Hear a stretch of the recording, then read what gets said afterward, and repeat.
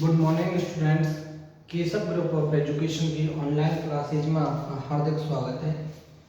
आज अपन 11th class biology का जो अपना चैप्टर चल रहा है सेल, उसके अंतर्गत आज जो अपन अध्ययन करेंगे वो है सेल मेम्ब्रेन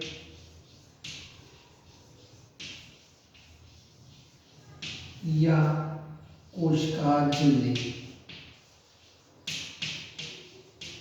पिछले जो टॉपिक पढ़ा था अपन ने सेल वॉल पढ़ा था। सेल वॉल के बारे में अपन ने जो भी चीजें सारी चीजें थी वो सभी चीजें इसके अंतर्गत देखी।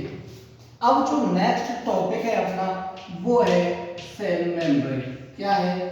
Cell membrane. ठीक है। कोशिका झिल्ली। कोशिका झिल्ली होती क्या है? तो चाहे पादप कोशिका हो चाहे जंतु कोशिका हो, ये दोनों कोशिकाओं में क्या होती है? उपस्थित होती है। दोनों कोशिकाओं में क्या होती है?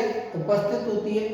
अब पादप कोशिका में कोशिका झिल्ली के ऊपर कोशिका भित्ति का क्या पाया जाता है? आवरण पाया जाता है।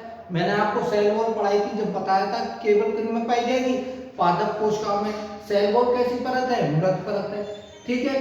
जबकि जो कोशिका झिल्ली है ये दोनों प्रकार की कोशिकाओं में पाई जाती है।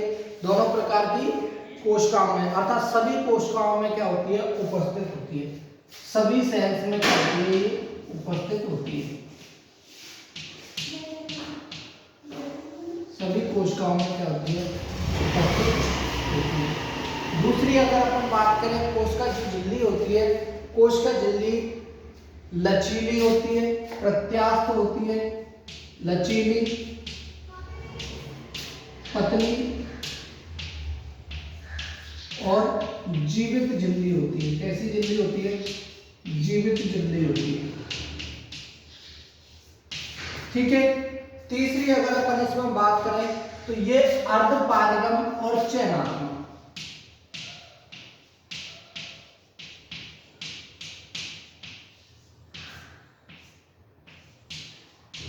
अर्थात इसमें पारगम्यता भी होती है पदार्थों के आगमन के लिए। दूसरी बात, चयनात्मक, ये सेलेक्टिव पदार्थों को कोशिका के अंदर जाने देती है और जो पदार्थ कोशिका के लिए हानिकारक या अनुपयोगी होते हैं उन्हें कोशिका से बाहर करने का क्या करती है?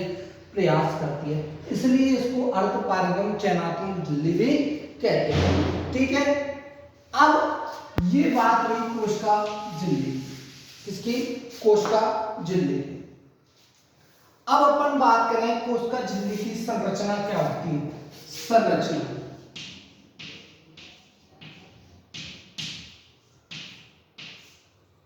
कोशिका झिल्ली की जो संरचना है, स्ट्रक्चर है, उसके बारे में अपन बात करते हैं तो विभिन्न वैज्ञानिकों ने इसकी कोशिका झिल्ली की जो संरचना है उसको समझाने के लिए अपने अपने क्या दिए हैं? सुझाव दिए हैं, अपने अपने मॉडल प्रस्तुत किए हैं। तो जो सबसे पहला मॉडल दिया था वो कहलाता है लायपोडल मॉडल।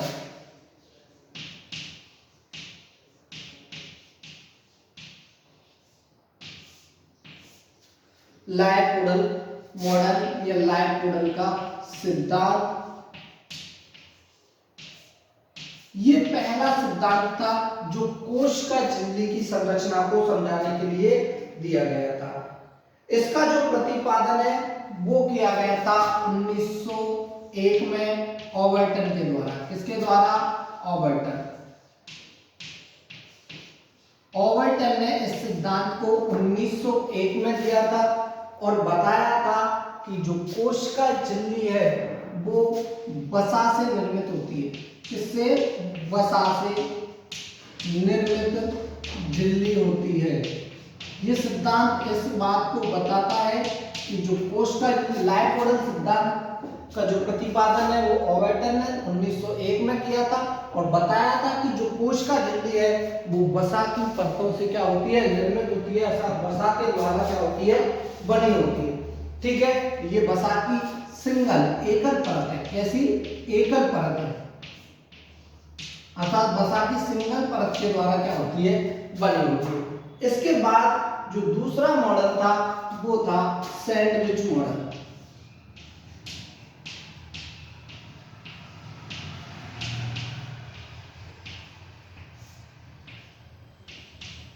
सैंडविच मॉडल या सैंडविच जो सिद्धांत है, ठीक है, कोशिका झिल्ली की संरचना को समझाने के लिए जो सर्वप्रथम एक अच्छा प्रयास जो किया गया था वो सैंडविच मॉडल ने किया था। किसने किया था? Sandwich model. इसका प्रतिपादन जो है डेनियल, किसने किया था? डेनियल व डेवसन ने, डेनियल और डेवसन ने 1938 कब किया था? 1938 में इस मॉडल को प्रतिपादित किया था। इस मॉडल के अनुसार ये मॉडल है क्या? ये मॉडल एक बात कहता है, देखिए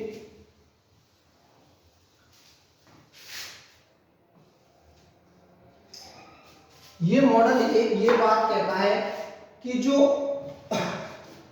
कोशिका झिल्ली है वो प्रोटीन और फास्फोलिपिड की क्या होती है? त्रिस्तरीय क्या होती है? परत होती है।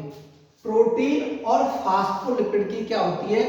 परत होती है। इस मॉडल को अपन बोलना चाहें PLLP, अर्थात प्रोटीन की लेयरों के बीच, प्रोटीन के लेयरों के बीच, प्रोटीन की लेयरों के बीच में फास्फोलिपिड की द्विस्तरीय क्या होती है? दोहरी क्या होती है? परतें पाई जाती है। जैसे सैंडविच के बीच में मसाला, उसके भी ऊपर एक सैंडविच। तो सैंडविच के बीच में जो मसाला बना है, जो सैंडविच जो ब्रेड है, वो ब्रेड तो क्या हो गए? प्रोटीन की लेयर हो गए, और जो मसाला है वो क्या हो गया? फास्फोलिपिड हो गया। तो कहने का मतलब ये है कि ये सिद्धांत ये बात कहता है कि प्रोटीन की दोनों परतों के बीच में जो फास्फोलिपिड है उनकी क्या है? द्विस्तरीय क्या पाई जाती है? परत पाई जाती है। क्या पाई जाती है? परत पाई जाती है। ठीक है, तो देखें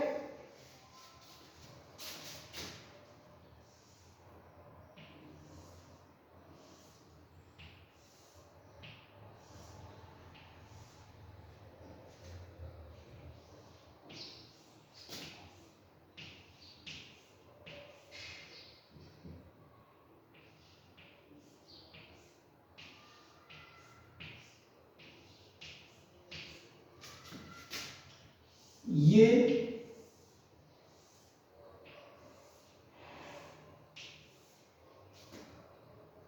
प्रोटीन की परत और ये फास्फोलिपिड, ये क्या है? फास्फोलिपिड।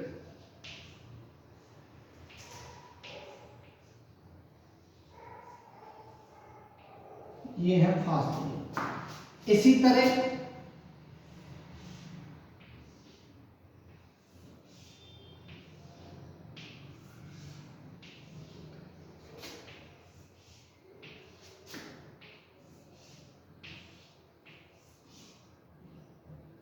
मिले हुए नहीं है ये,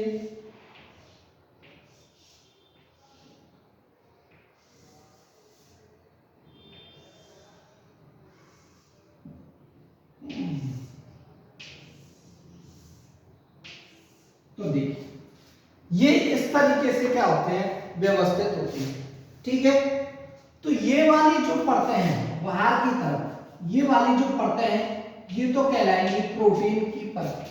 ये प्रोटीन लेयर, ये भी प्रोटीन लेयर, प्रोटीन की क्या है? परत। ये दोनों तो प्रोटीन की परत हो गई। इनकी जो प्रोटीन की परत है, इनकी जो मोटाई होती है वो होती है लगभग 20 एंगस्ट्रॉम इसकी और 20 एंगस्ट्रॉम ही इसकी।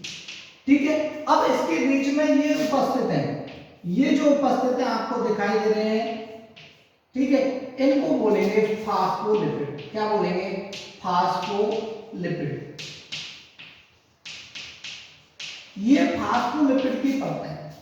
अब इसमें आपको एक चीज दिखाई दे रही होगी, ये फास्फोलिपिड की परत में दो चीजें अपन को नजर आ रही है, एक तो इसका ऊपरी भाग और एक इसका निचला भाग। जो ऊपरी भाग अपन को दिखाई दे रहा है इस भाग को बोलेंगे शीर्ष। क्या बोलेंगे? शीर्ष भाग। ठीक है। और इस वाले भाग को बोलेंगे, इस वाले भाग को बोलेंगे जो दोनों आमने सामने हैं, ठीक है, इस वाले भाग को बोलेंगे पूंछ वाला भाग या पुच्छ। पूंछ क्या बोलते हैं? पूंछ बोलते हैं। ठीक है। ये जो शीर्ष वाला भाग होता है ये जल इसमें ही होता है, अर्थात जल से क्या करता है? क्रिया करता है। और ये पूंछ वाला भाग होता है ये जल विरोधी होता है। कैसा होता है? जल विरोधी होता है। अब ये जो फास्फोलिपिड परत है इसकी जो मोटाई है वो होती है लगभग 35 एंगस्ट्रॉम। कितनी? 35 एंगस्ट्रॉम। तो टोटल अगर अपन इसके इस मॉडल के हिसाब से बात करें तो जो सेल अपनी मेम्ब्रेन है उसकी मोटाई जो है किसके अनुसार? सैंडविच मॉडल के अनुसार 75 एंगस्ट्रॉम की क्या होती है? लगभग 75 एंगस्ट्रॉम होती है। कितनी होती है? 75 एंगस्ट्रॉम। अब आपका क्वेश्चन ये है कि सर ये बीच बीच में जो अपन ने गैप छोड़ा है, सैंडविच मॉडल में जो गैप छोड़ा है, अर्थात ये क्या है? छिद्र है। क्या है? छिद्र है। कोशिका झिल्ली की संरचना में ये क्या है? छिद्र। और इन छिद्रों के माध्यम से ही पदार्थों का क्या होता है? आगमन होता है, आवागमन होता है। ये बात कौन कहता है? सैंडविच मॉडल कहता है। अर्थात कहने का मतलब ये है कि प्रोटीन की दोनों परतों के बीच में फास्फोलिपिड की परतें पाई जाती हैं। इस फास्फोलिपिड की परतों के दो भाग होते हैं, एक तो शीर्ष वाला भाग, एक पूंछ वाला भाग। शीर्ष वाला भाग हमेशा जल स्नेही होता है, पूंछ वाला भाग कैसा होता है? जल विरोधी होता है। इस प्रोटीन की परतों के बीच बीच में क्या पाए जाते हैं? छिद्र पाए जाते हैं। और इन छिद्रों के माध्यम से ही पदार्थों का क्या होता है? आवागमन होता है। इस बात को समझाता है सैंडविच मॉडल। कौन सा मॉडल? Sandwich model. दूसरी बात, इस मॉडल को PLP प्रोटीन वसा प्रोटीन मॉडल भी कहते हैं। प्रोटीन वसा प्रोटीन मॉडल, PLP मॉडल भी कहा जाता है। अब इस मॉडल में कुछ कमियां रही। ये मॉडल आज की तारीख में हम इस मॉडल को मान्य नहीं करते। आज की तारीख में हमें कोशिका का जो भी कोशिका झिल्ली का जो मॉडल है उसको अपन अमान्य करते हैं कि ये सैंडविच मॉडल की तरह क्या नहीं होता? कोशिका झिल्ली की संरचना नहीं होती। क्यों? क्योंकि ये एक तो कोशिका झिल्ली का जो लचीलापन था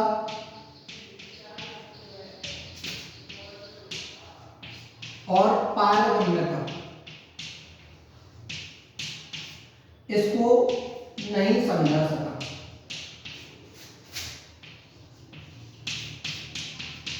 ये इसकी कमी थी।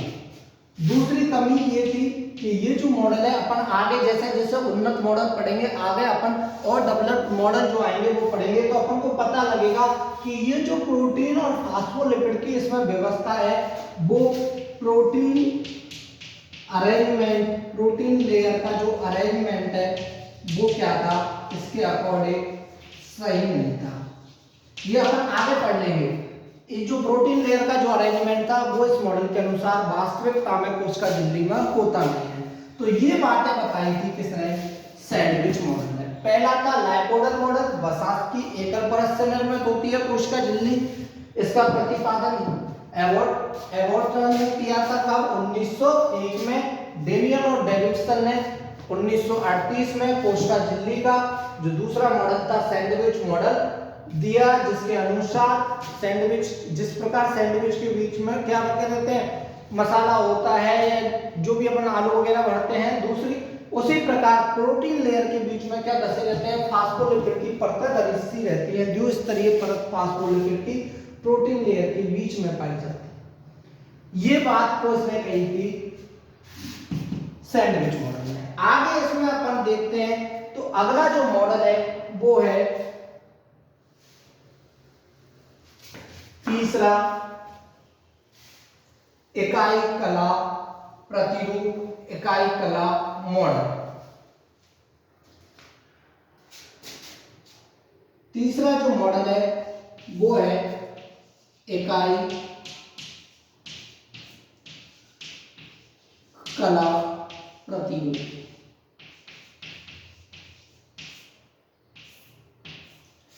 इकाई कला प्रतियोग, इसको दिया था रॉबर्टसन ने। किसने? रॉबर्टसन ने दिया था और 1958 में दिया था। कब दिया था? 1958 में रॉबर्टसन ने इकाई कला प्रतिरूप स्थापित किया। इसके लिए इसने बताया कि सैंडविच मॉडल का इसने क्या किया था? समर्थन किया था। और इसने बताया था कि जितने भी कोशिकाएं होते हैं कोशिका में, उन सबकी उनके ऊपर जो झिल्ली पाई जाती है वो सभी में कैसी होती है? समान होती है। ये बात बताई थी इकाई कला मॉडल कि जितने भी कोशिकाएं हैं, सभी कोशिका के जो कोशिकाएं हैं उनके ऊपर जो भी झिल्ली पाई जाएगी, सभी कोशिका झिल्ली, सभी सेल मेम्ब्रेन की जो संरचना है वो कैसी होती है? समान होती है। वो बताया था इकाई कला। जितने भी कोशिकाओं के ऊपर झिल्लियां पाई जाती हैं तो उन झिल्लियों की जो संरचना है सभी कोशिकाओं में वो क्या होगी? समान होगी। ये बात बताई थी इकाई कला मॉडल। किसने? इकाई कला मॉडल। अब इसमें अपन आगे चलते हैं तो चौथा और सबसे इंपॉर्टेंट जो मॉडल आता है वो आता है तरल मोज़ेक मॉडल।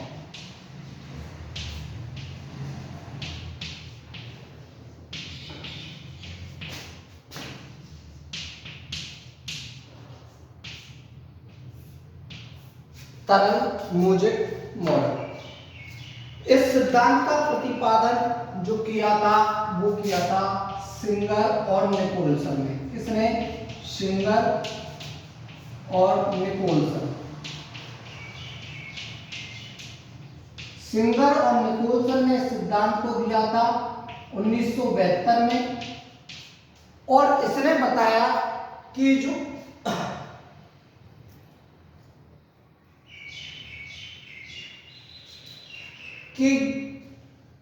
जो तरल पदार्थ होता है, इस तरल मोज़ेक मॉडल के अनुसार वो तरल पदार्थ होता है फास्फोलिपिड। कौन होता है? फास्फोलिपिड। और मोज़ेक का मतलब है तैरता हुआ। ठीक है, तो ये अर्थात प्रोटीन की जो लेयर होती है, प्रोटीन की जो परतें होती है वो फास्फोलिपिड में क्या? फास्फोलिपिड के उसमें तरल में क्या रहती है? तैरती हुई रहती है। कैसी रहती है? तैरती हुई रहती है। ये मॉडल दिया था किसने? तरल मोज़ेक मॉडल। अर्थात प्रोटीन की तैरती हुई चट्टानें, जैसे फास्फोलिपिड तो क्या हो गया? ये फास्फोलिपिड का ये इसमें पूरे में फास्फोलिपिड तरल बना। अब इसमें ये प्रोटीन की मोटी मोटी क्या है? चट्टानें हैं। जैसे समुद्र में बर्फीली चट्टानें होती है ना, इस तरीके से। तो इस तरीके से ये फास्फोलिपिड तो क्या है? तरल है। और जो तैर रहा है वो क्या है? प्रोटीन है। तो फास्फोलिपिड के समुद्र में अर्थात बर्फ के रूप में क्या हो गई? प्रोटीन। तो प्रोटीन की चट्टानें क्या कर रही हैं? तैर रही हैं। ठीक है, तो इस मॉडल को गुलाब जामुन मॉडल भी कहा जाता है। ठीक है, होता क्या है कि ये फास्फोलिपिड की परतें जो होती हैं, फास्फोलिपिड जो होता है उसमें प्रोटीन की परतें तैरती हुई क्या पाई जाती हैं। तो देखा अपन अगर इसकी स्ट्रक्चर बनाए कि किस प्रकार से था तो देखिए।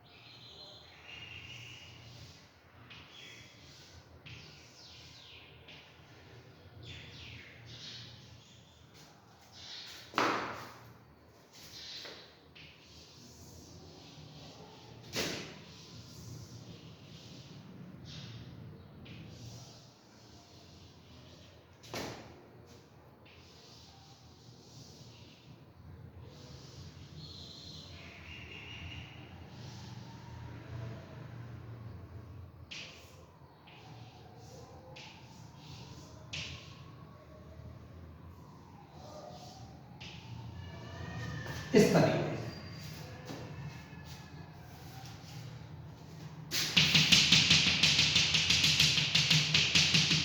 ये जो मॉडल था वो था तरल मौजूद मॉडल।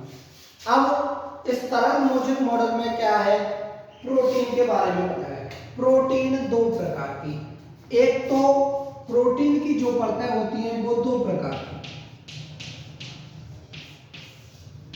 एक तो बाह्य एक्सटर्नल और एक अंतः आंतरिक। अंतः प्रोटीन और बाह्य। बाह्य प्रोटीन लगभग 30%, आंतरिक प्रोटीन लगभग 70%।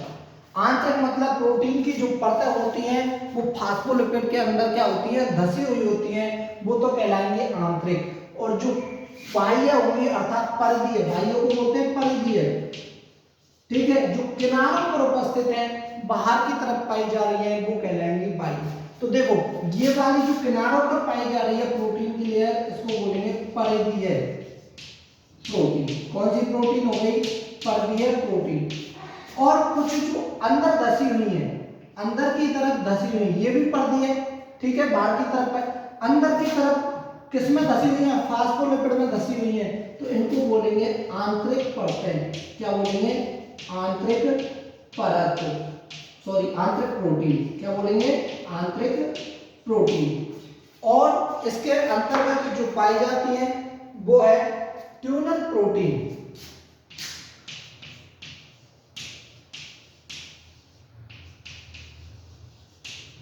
ये पदार्थों के आगमन का कार्य करेगी ट्यूनल प्रोटीन, ठीक है। एक पाई जाती है स्पेक्ट्रिन प्रोटीन। कौन सी, स्पेक्ट्रिन प्रोटीन, जो कि इसके कंकाल का निर्माण करेगी। किसका निर्माण करेगी, स्पेक्ट्रिन प्रोटीन, जो इनका कंकाल बनाएगी, इस झिल्ली के कंकाल का जो निर्माण करेगी वो करेगी स्पेक्ट्रिन प्रोटीन। तो ये मॉडल था किसका, तरल मौजूद मॉडल सिंगर और निकोलसन का, जिसने ये बताया कि फास्फोलिपिड के तरल में जो प्रोटीन की परतें होती हैं वो या तो आंतरिक रूप से धसी हुई होती हैं या परिधीय रूप से उसके ऊपर प्रोटीन के सॉरी फास्फोलिपिड के ऊपर क्या होती है, बर्फ की तरह तैरती रहती हैं, ठीक है। तो इस प्रकार से उसने इस मॉडल का क्या किया, प्रतिपादन किया था। और ये बातें बताई थी किसने, सिंगर और निकोलसन ने। अब अगर अपन इसमें बात करें संगठन, देखो ये तो बात हो गई संरचना। संरचना के मॉडल अपन ने 4 पढ़े थे, ठीक है, लाइपोडल मॉडल, तरल मौजूद मॉडल, सैंडविच मॉडल और इकाई कला प्रतिरूप, कोशिका झिल्ली की, ये पढ़े। अब अपन ने बात की थी प्रोटीन की, किसकी, प्रोटीन। दो प्रकार की पढ़ी है अपन ने, बाह्य प्रोटीन और आंतरिक प्रोटीन, ठीक है। बाह्य प्रोटीन जो होती है लगभग 30%, आंतरिक प्रोटीन लगभग 70% पाई जाती है। अब इनका काम क्या है, ट्यूनल प्रोटीन। ये जो प्रोटीन है ये पदार्थों के आवागमन में क्या, घुले हुए पदार्थ जो है कोशिका झिल्ली में, उनके आवागमन में क्या करती है, सहायता प्रदान करती है। एक है स्पेक्ट्रिन प्रोटीन। स्पेक्ट्रिन प्रोटीन का काम है झिल्ली का जो भी कंकाल है उस कंकाल के निर्माण में जो काम करेगी वो है स्पेक्ट्रिन प्रोटीन। कौन सी प्रोटीन, स्पेक्ट्रिन प्रोटीन, ठीक है। दूसरी बात, ये जो टनल प्रोटीन है, ये टनल प्रोटीन जो है इसके चयनात्मकता, झिल्ली की जो चयनात्मकता है, अर्धपारगम्यता है, उसके लिए क्या है, जिम्मेदार कौन होती है, टनल प्रोटीन। अर्थात चयन कर, सेलेक्ट करके पदार्थों का क्या करती है, आगमन करती है, वो है टनल प्रोटीन इसके अंदर, ठीक है। तो फास्फोलिपिड की अब अपन करते हैं इसके संगठन की बात, कि कोशिका झिल्ली का जो संगठन है वो किन किन पदार्थों का बना हुआ है। संगठन, कोशिका झिल्ली का जो संगठन है वो किन किन पदार्थों का बना हुआ है। संगठन अगर अपन देखते हैं तो इसके संगठन में 4 प्रकार के क्या पाए जाते हैं, पदार्थ पाए जाते हैं। कितने प्रकार के, 4 प्रकार के। सबसे पहली प्रोटीन, नंबर 2 फास्फोलिपिड,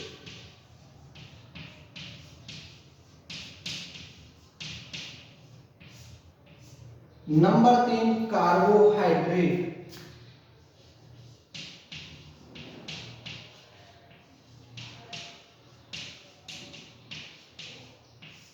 कार्बोहाइड्रेट और नंबर 4 है कोलेस्ट्रॉल।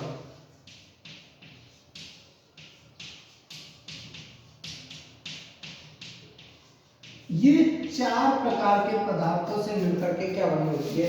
कोशिका झिल्ली। ये जो प्रोटीन है ये पाया जाता है लगभग 58 या 60%, ये पाई जाती है प्रोटीन। जो फास्फोलिपिड है ये लगभग 40% के लगभग होती है। कितनी परसेंट? 40% के लगभग। ये 5 से 6% होते हैं कार्बोहाइड्रेट और 1 से 2% होती है या 2% कोलेस्ट्रॉल। ये पदार्थ पाए जाते हैं। अपन ने बात कर ली प्रोटीन की। प्रोटीन के 4 भाग की अपन बात कर चुके हैं। अब अपन बात करते हैं फास्फोलिपिड। फास्फोलिपिड को अपन ने देखा था इस प्रकार से कुछ संरचनाएं बनाई थी अपन, ठीक है। ये वाला जो भाग है इसको बोलेंगे सिर और ये वाला जो भाग है इसको बोलेंगे पूंछ। क्या बोलते हैं? पूंछ। जो सिर वाला भाग है ये ग्लाइकोल, किससे बना होता है? ग्लाइकोल से निर्मित ग्लाइकोप्रोटीन का क्या होता है? बना होता है। और ये पूंछ वाला जो भाग है, ये पूंछ वाला भाग या तो हाइड्रोकार्बन या वसीय अम्लों का, किसका? वसीय अम्ल।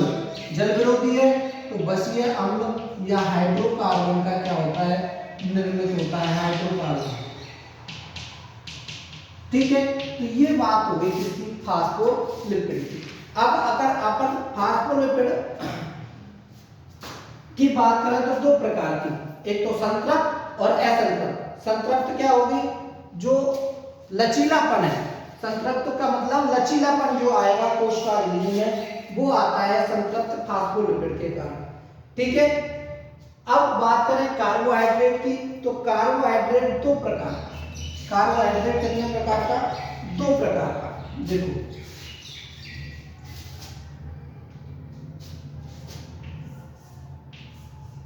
कार्बोहाइड्रेट कितने प्रकार का? 2। ग्लाइकोप्रोटीन, पहला है ग्लाइकोप्रोटीन और ये दूसरा है ग्लाइकोलिपिड।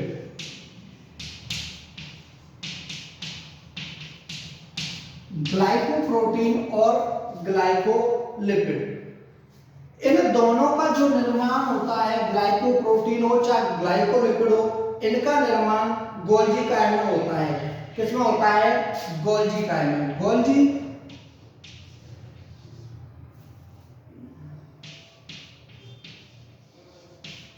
गोल्गी कायल क्या करता है? इनका निर्माण करता है। और इन दोनों का जो काम है सेल टू सेल रिकॉग्नाइजेशन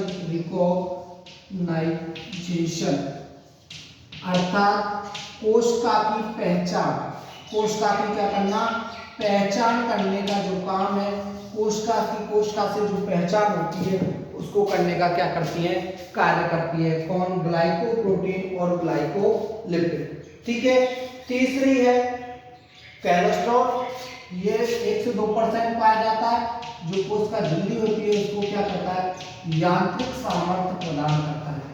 क्या करता है? यांत्रिक सामर्थ्य प्रदान करने का क्या करता है? कार्य करता है। तो ये बात हुई कोशिका झिल्ली की। अपन ने देखा होती क्या है कोशिका झिल्ली की। अपन ने संरचना की, संरचना के चारों मॉडल देखे, संरचना के बाद उसका संगठन देखा कि किन किन पदार्थों से मिलकर के कोशिका झिल्ली या सेल मेम्ब्रेन बनी होती है। अब अगर अपन आगे बात करते हैं तो आगे आते हैं इसके कार्य क्या है। कोशिका झिल्ली कोशिका में क्या क्या कार्य करेगी, क्या क्या इसके कार्य है, तो कार्य देखिए।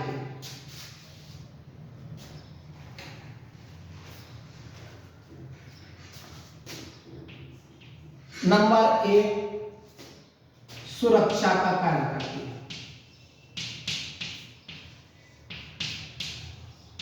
कोशिका की सुरक्षा का कार्य करती है। कोशिका का बाह्य आवरण बनाती है। जिनमें कोशिका भित्ति नहीं पाई जाती है उनमें बाह्य आवरण के रूप में कौन पाई जाएगी? कोशिका झिल्ली पाई जाएगी। इसलिए उसकी सुरक्षा का क्या करती है? ये कार्य करती है। सुरक्षा का क्या करती है? कार्य करती है। दूसरी बात, कोशिका को आकृति और आकार प्रदान करती है। आकृति और आकार प्रदान करने का कार्य भी कौन करती है? कोशिका झिल्ली करती है। तीसरी अगर अपन बात करें तो कोशिका का क्या बनाए रखती है? संतुलन बनाए रखती है। कोशिका का संतुलन बनाए रखने का भी कार्य कौन करेगी? कोशिका झिल्ली करेगी। और पदार्थों के परिवहन में भी क्या होती है? पदार्थों के परिवहन में भी क्या होती है? सहायक।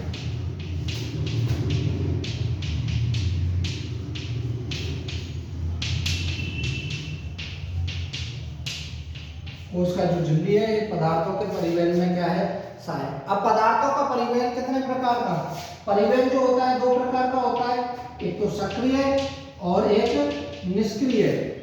सक्रिय परिवहन क्या होता है? जो ऊर्जा की उपस्थिति है अथवा जिसके लिए ऊर्जा की क्या है? जरूरत है। ऊर्जा की जो प्रेजेंटेशन में होगा वो सक्रिय है, और जिसके परिवहन के लिए ऊर्जा की आवश्यकता नहीं होगी वो परिवहन क्या कहलाएगा? निष्क्रिय परिवहन कहलाएगा। क्या कहलाएगा? निष्क्रिय परिवहन कहलाएगा। ठीक है। दूसरा, अगर इसमें बात करते हैं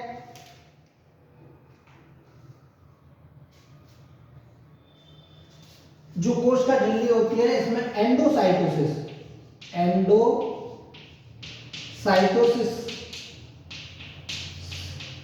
की प्रक्रिया पाई जाती है। अब एंडोसाइटोसिस होता क्या है? तो देखिए,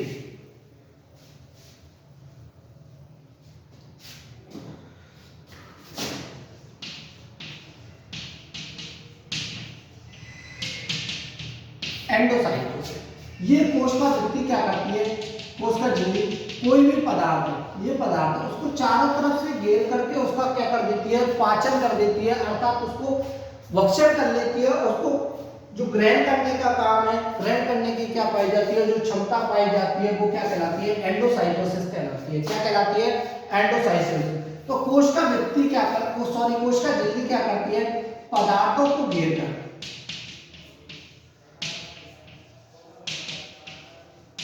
उनका क्या कर देती है? पाचन कर देती है। उनका पाचन कर देती है, और ये प्रक्रिया क्या कहलाती है? एंडोसाइटोसिस कहलाती है। क्या कहलाती है? एंडोसाइटोसिस।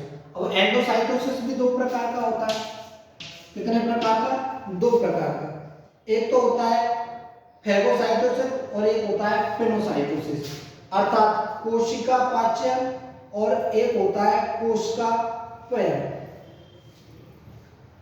पिनोसाइटोसिस और फैगोसाइटोसिस।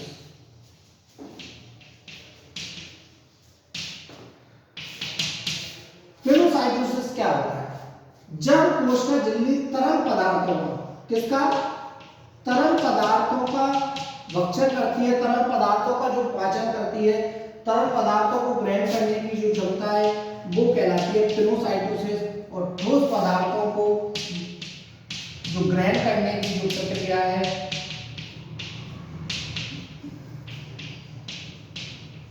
वो कहलाती है फैगोसाइटोसिस। क्या कहलाती है? फैगोसाइटोसिस। ठीक है। और अगर कोशिका झिल्ली पदार्थों को, यदि अनावश्यक जो पदार्थ होते हैं उनको कोशिका से बाहर निकालने का भी कार्य करती है, तो अनावश्यक पदार्थों को, कौन से पदार्थों को? अनावश्यक, जो कोशिका के लिए क्या है? अनुपयोगी है। अनावश्यक पदार्थों को